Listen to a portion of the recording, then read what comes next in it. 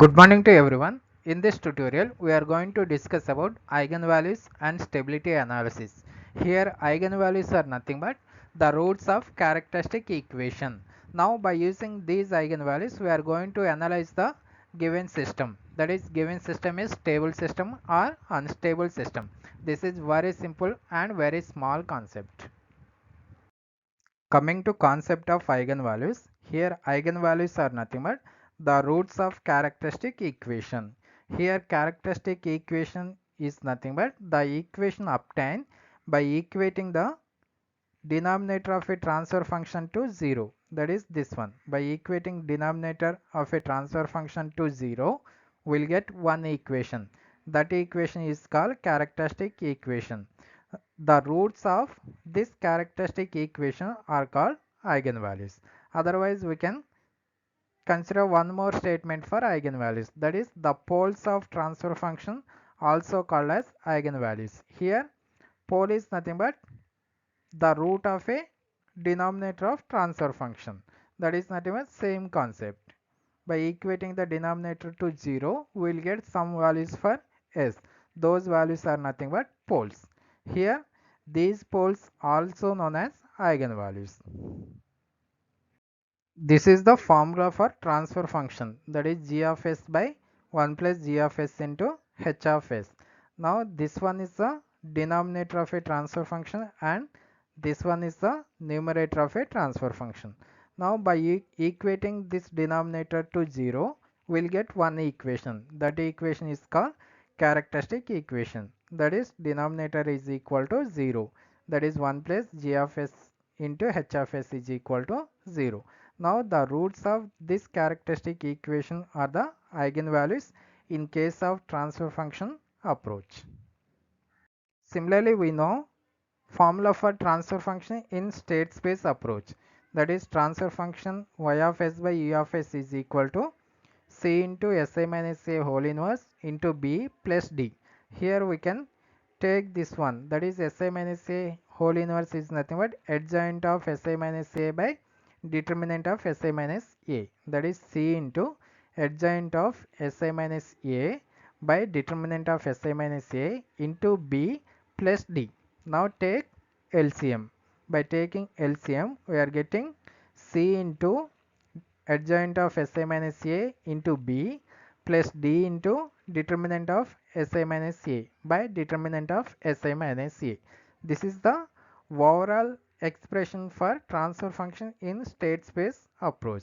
In this expression, this one determinant of si minus a is the denominator and this factor, that is c into adjoint of si minus a into b plus d into determinant of si minus a is the numerator. We already know the concept of characteristic equation. That is by equating denominator to 0, we will get one equation, that is nothing but characteristic equation. That is by equating this term, that is determinant of si minus a is equal to 0, we will get one equation. That equation is nothing but characteristic equation in state space approach. That is nothing but this one. Determinant of si minus a is equal to 0. This equation is the characteristic equation in state space approach. Now the roots of this characteristic equation is nothing but eigenvalues in state space approach.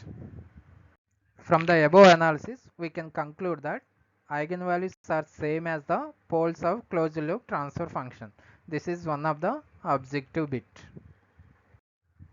Coming to stability criteria, that is by using eigenvalues, how we are going to analyze the given system. That is nothing but stability criteria. I think we already know the analysis of a system by using poles. That is, if the poles are present on left side of S-plane, then we can conclude that given system is a stable system. Similarly, if the poles are present on the right side of a S-plane, then we can conclude that given system is a unstable system. And if the non-repeated poles present on the imaginary axis, then we can conclude that given system is a marginally stable system. And one more case is if repeated poles are present on the imaginary axis, then also we can conclude that given system is a unstable system. That is the analysis of a system depending upon the poles. In this case, by using eigenvalues, we are going to analyze the system. In this, we are having two cases, that is stable system and unstable system. In this state space analysis, there is no concept of marginally stable system. Okay, that is coming to first case. If all the eigenvalues present on the left side of S plane, then we can conclude that given system is stable. And second case is if the eigenvalues are present on the imaginary axis or on the right side of S plane, then we can conclude that given system is a unstable system. This is the analysis of a system by using eigenvalues. Now depending upon this analysis, we are going to discuss about the problems.